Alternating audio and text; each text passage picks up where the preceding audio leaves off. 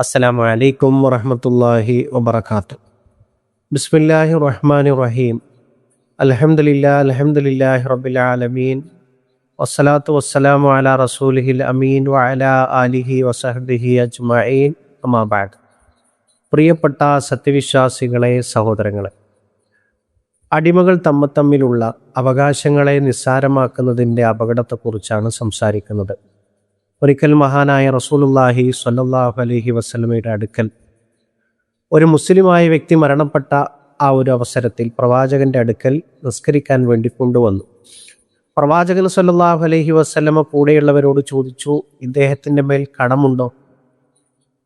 അപ്പോൾ കൂടെ വന്ന ആളുകൾ പറഞ്ഞു, നഅം അലൈഹി ദീനാറാനി, അള്ളാഹുവിൻ്റെ റസൂലെ, കടമുണ്ട്, 2 ദീനാറാണ്.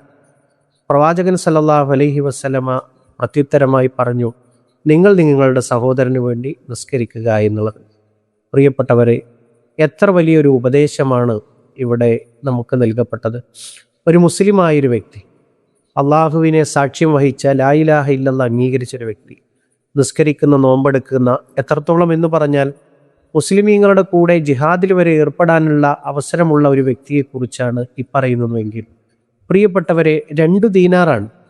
ആ 2 ദീനാറിനെ സംബന്ധിച്ചിടത്തോളം ഇത്രമാത്രം ഗൗരവമുണ്ടെങ്കിൽ നമ്മൾ മനസ്സിലാക്കേണ്ടത് എന്താണ്?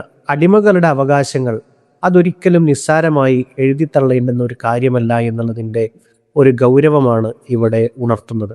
വിശുദ്ധ ഖുർആൻ എത്ര ഇടങ്ങളിൽ അത് പറഞ്ഞു. ഇന്നല്ലാഹ യഅ്മുറു ബിൽ അദ്ലി വൽ ഇഹ്സാനി വഈതാഇ ദിൽ ഖുർബാ വയൻഹാ അനിൽ ഫഹ്ശാഇ വൽ മുൻകരി വൽ ബഗി.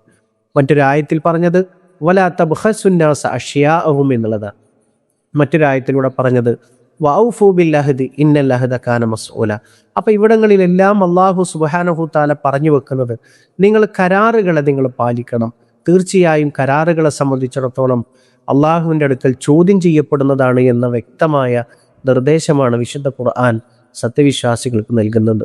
ഹജ്ജത്തുൽ വിദാഇൻ്റെ അവസരത്തിൽ അള്ളാഹുവിൻ്റെ റസൂൽ സല്ലല്ലാഹു അലൈഹി വസല്ലമ സഹാബത്തിന് കൊടുക്കുന്ന വസിയത്തിൻ്റെ കൂട്ടത്തിൽ പറഞ്ഞ കാര്യം നമുക്കെല്ലാവരും നമ്മൾ മനസ്സിലാക്കിയിട്ടുള്ളതാണ്. ഇന്ന ദിമാഅക്കും വഅംവാലക്കും വഅറാളക്കും അലൈക്കും ഹറാമുൻ. അള്ളാഹുവിൻ്റെ റസൂൽ സല്ലല്ലാഹു അലൈഹി വസല്ലം പറയാണ്, നിങ്ങളുടെ രക്തം, നിങ്ങളുടെ സമ്പത്ത്, നിങ്ങളുടെ അഭിമാനം അത് തമ്മിൽ നിങ്ങൾക്ക് ഹറാമാണ്.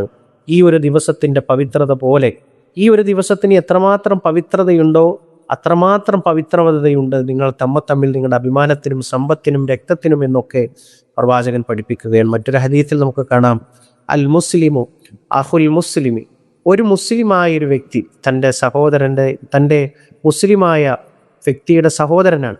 ഒരിക്കലും അവനെ ആക്രമിക്കുകയില്ല, ചതിക്കുകയില്ല, അതേപോലെ തന്നെ അവനെ നിന്ദിക്കുകയില്ല എന്നൊക്കെ നമുക്ക് കൃത്യമായിട്ട് കാണാൻ കഴിയും.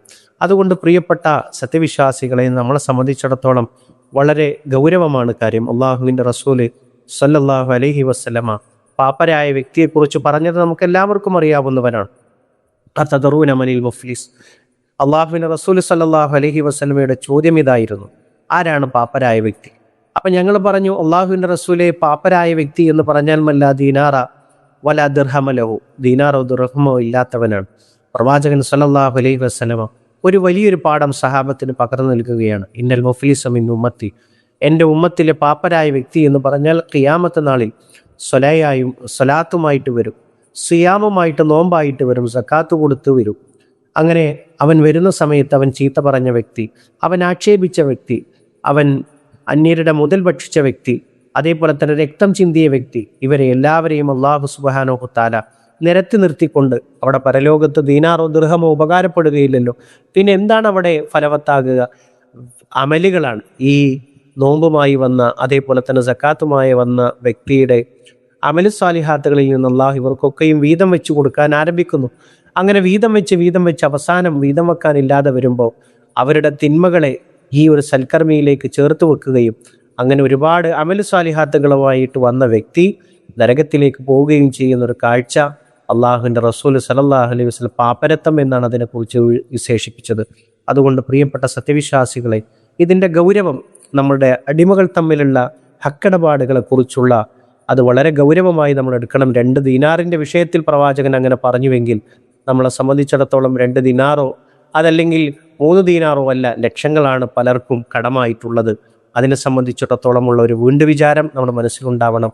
റഹ്മാനായ റബ്ബ് നമ്മൾ അനുഗ്രഹിക്കുമാറാകട്ടെ. വആഖിറു ദഅവാനാ അൽഹംദുലില്ലാഹി റബ്ബിൽ ആലമീൻ. അസ്സലാമു അലൈക്കും വറഹ്മത്തുള്ളാഹി.